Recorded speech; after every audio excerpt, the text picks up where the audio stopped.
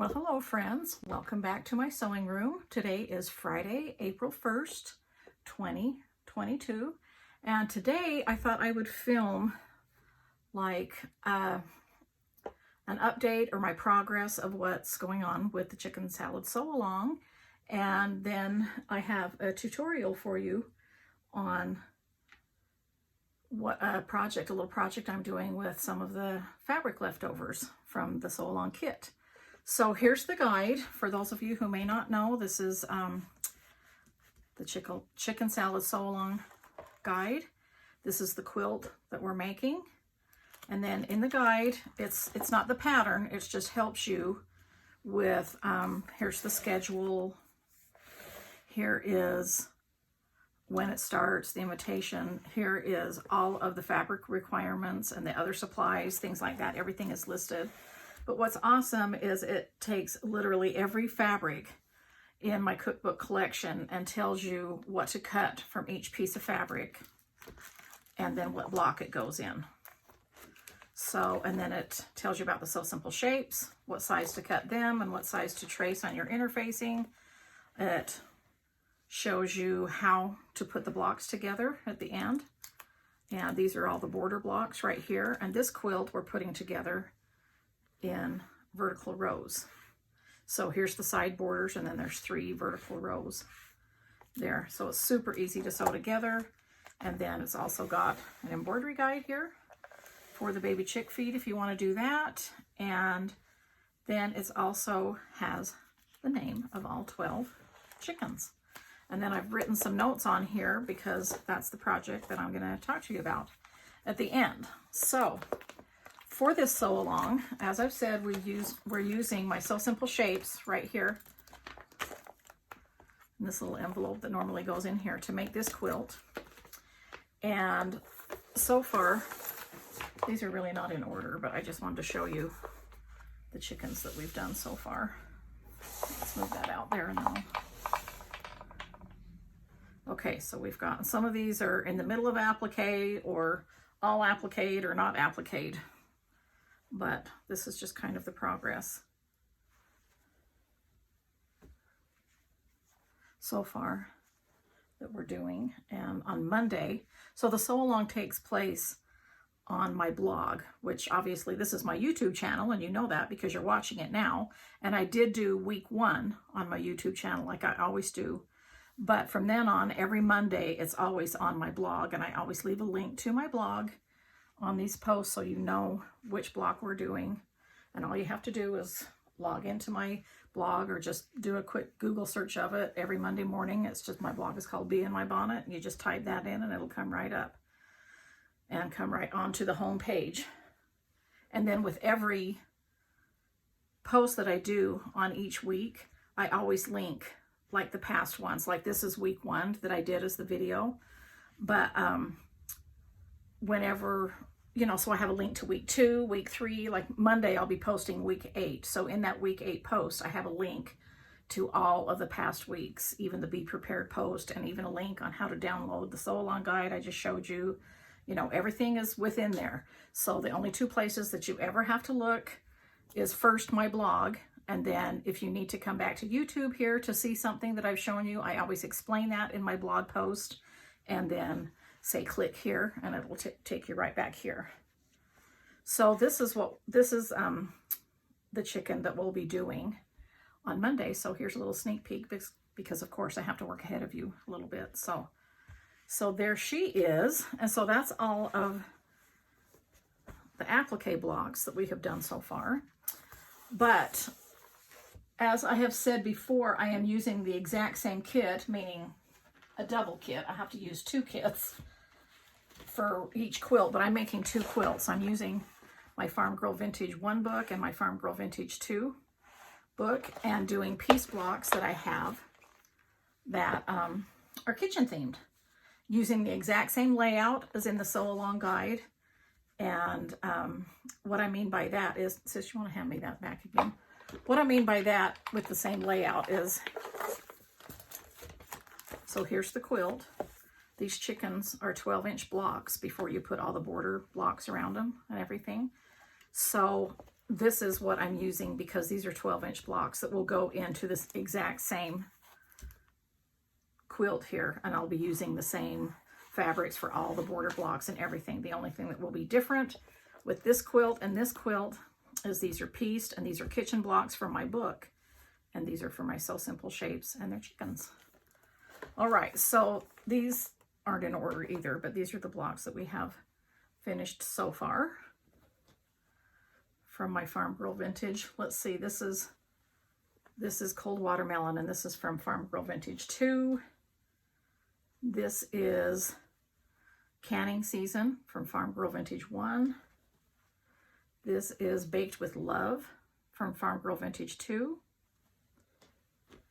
This is Fresh Pears from Farm Girl Vintage 1. This is Baking Day from Farm Girl Vintage 1. This is testing my memory, right? This is Pie Cherries from Farm Girl Vintage 1. And this is Kettles On. And that's from Farm Girl Vintage 1 again. And then this is Corn and Tomatoes 2 from Farm Girl Vintage 2. So that's the piece blocks that we have done so far. This one will be Monday, so that's a sneak peek. If you're watching today, that's a sneak peek of the Farm Girl block that we're doing on Monday.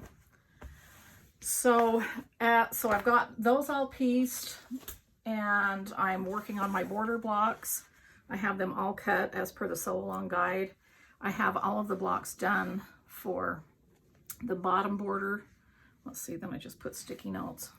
These are the blocks that are the top border. I haven't sewn these yet, but they're, you know, they're cut. And so this is the left side border blocks, and this is the right side border blocks. And so I cut everything by the guide, and then I know once they're all cut and taken care of, and of course I have all of the pieces cut that go around the outside of the blocks. When I've finished appliquing those, then I'll trim those up and sew those border blocks on. But because I have everything cut as far as all of those blocks, I know what leftover fabric I have with these right here. And so that's the little project that I want to show you. And so let's go over to the sewing machine and I'll show you what I've been sewing this week. All right, so here I am at the machine, and let me show you what I got going on here. So right here, I'm making a dish drying rack. Not a rack, a dish drying mat. Instead of using a rack, I like to use a mat. And so you can see what I've got done so far. Okay, it's all scrappy happy, the low volume prints from the border, and I'm loving how that's looking. So I'll show you that in a second, you know, a little closer up after I talk about it. So this is the block that we're doing, okay?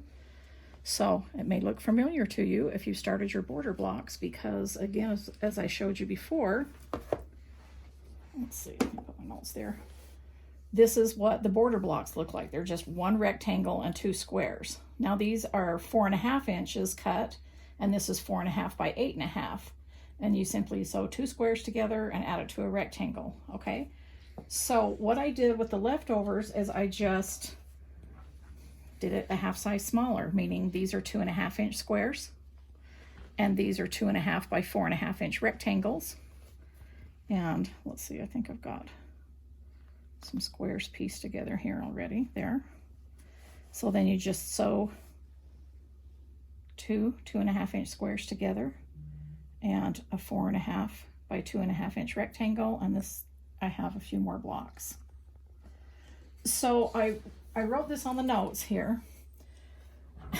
No wonder I said dish drying rack. I wrote that on the notes, but it's supposed to be dish drying mat. And so I'm using the 21 prints that are in the borders, which you can see in this note page. That's all of the prints that I'm using. And so the blocks finish at 4 inches. And for one block, again, you need one 2.5 by 4.5 inch rectangle and two 2.5 inch by 2.5 inch squares. So to make a 5 by 9 setting, which is what I'm going to do right here, see 9 across with 5 down, that will finish at 20 inches tall by 36 inches wide. You can make it as long as you want. This could double as a table runner if you wanted to. but I just wanted a mat. I do use dish drying mats a lot, but I want mine bigger, so I decided that's what I want to do with the leftovers, make a little bit larger one. So what I'm going to do is I'm going to back it with a bath towel.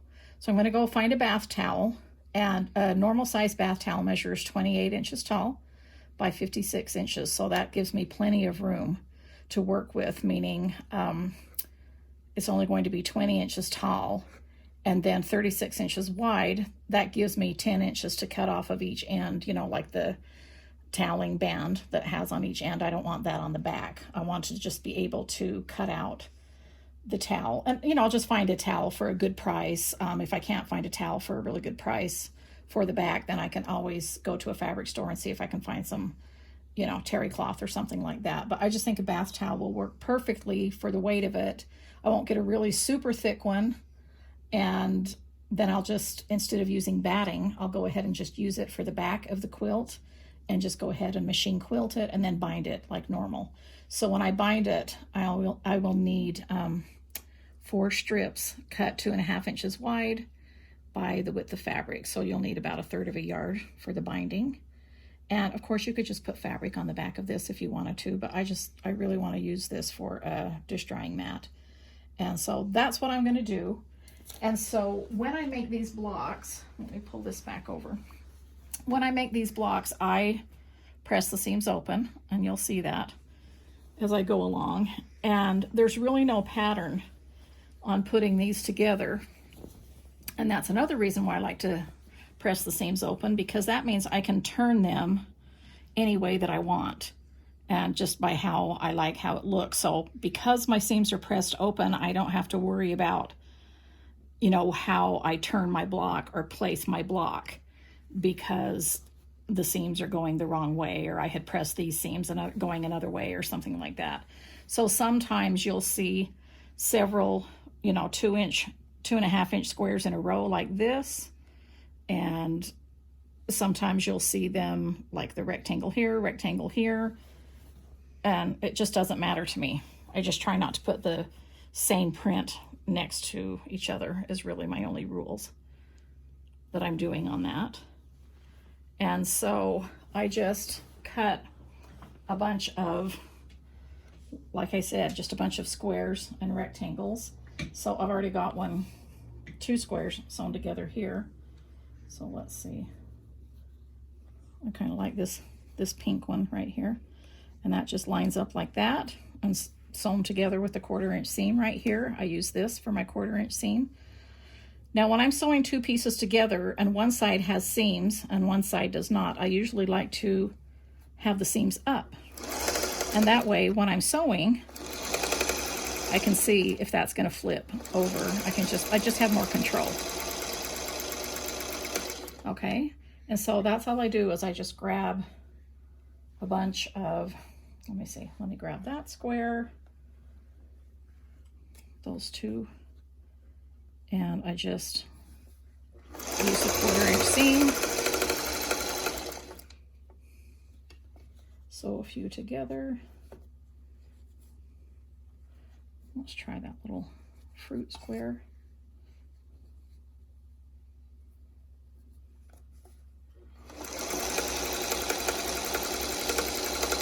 These little blocks are fun and really super fast to make, because you know, it's literally just sewing squares and rectangles together, which is something that I really like to do. So let's try these.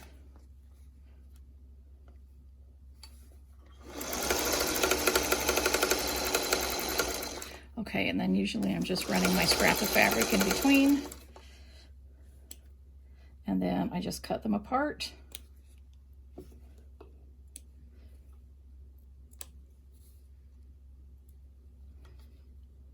If I can see what I'm doing. Sometimes I feel like I'm way too far away from the machine when I'm filming, just so that I can show you. Okay, so when I get to this point, I'll usually just press to set the seams a little flat. Open it up. Let me grab my little, I like to just do a quick roll on these, just so that it's kind of already open with the iron, and then I just use the tip of that iron to go along and press the whole thing flat like that, and then I'll put a clapper over it. Again, the wood absorbs the heat quickly, and because of the weight of it, and it'll cool off so that it's flatter. And then I can use my roller on these, or I can use my fingernails, whatever I want to do to open these up. I usually use the roller every time, but I'm trying to save some time here. And I usually do like however many will fit under a clapper at a time. I'll just flip that over. See, and then I've got another block over here. So they're really fast. Like I say, I've been sewing on these this week, and it just hasn't taken any time at all. And then once I've got the blocks done, once I've got these squares cool enough, let's just run a few more rectangles through. I've already got a mess here going through my piles, but it doesn't matter which side you put the rectangle to, because it just doesn't matter how you're going to turn it. That's the kind of sewing that I like to do, where it's no stress, right? And see, you can pin if you want to, but what I do is I usually start right here, and see, this one looks like it's going to line up like that. Well, I'm not going to let it line up like that, okay? I always say, be the boss of your own quilt. Well, be the boss of your own quilt block too. So see how cotton kind of stretches a little bit? I just hold that down there, and by holding it firmly, that's going to make up the difference. I'm going to make that meet right there. That does not hang over now at the end. I hope that made sense to you, but I just kind of, that's how I control how my blocks are going to go.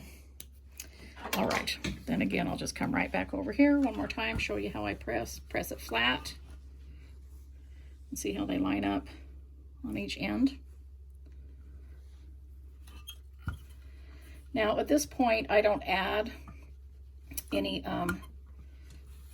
moisture, water, steam, or anything. I love to use vintage irons because they don't have the steam holes that distort your block. But I've already, before I cut my squares, I've already used this, which is a mix of Mary Ellen's Best Press starch and just water.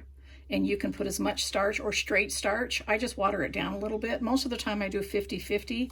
If I feel like I'm doing very intricate blocks, then I'll just use straight starch. But that's when I do starch, is before I cut my fabric.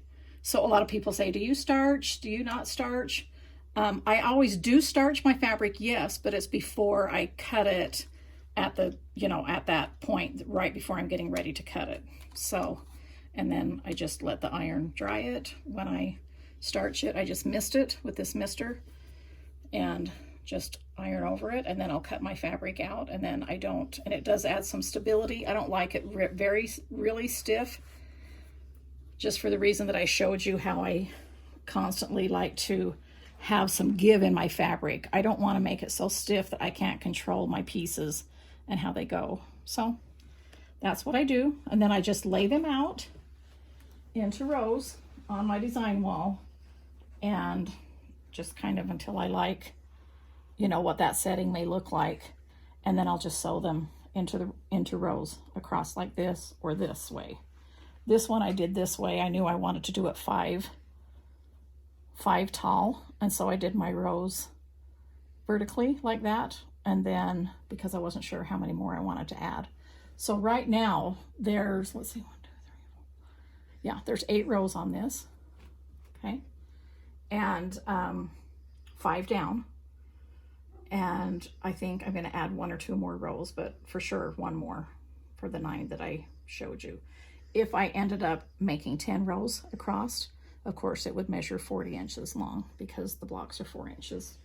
So the blocks are 4.5 inches unfinished, and you could take my 4.5 inch trim it ruler if you felt like you wanted to lay it on there and trim it up, and use that to trim it. So that's a pretty simple, I don't know what fabric I'm going to use for the binding, but I can literally pick anything out of here. Now, as far as another little project that I may be doing, I just kind of wanted to talk to you about it I've got some 5-inch squares left here, and I'm not finished with all of my chicken appliques, but after I'm finished with that, I will have some fabric left over with, you know, from those other 21 prints that I'm using. But I wanted to show you something that I've done several times in my,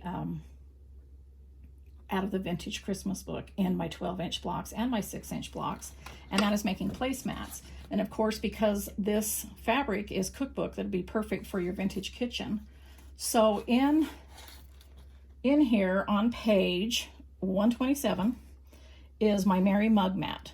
Now these are 6-inch blocks, okay, from the book, but you know that all my blocks are 6-inch in Farm Girl Vintage and Farm Girl Vintage 2. They're 6-inch and 12-inch.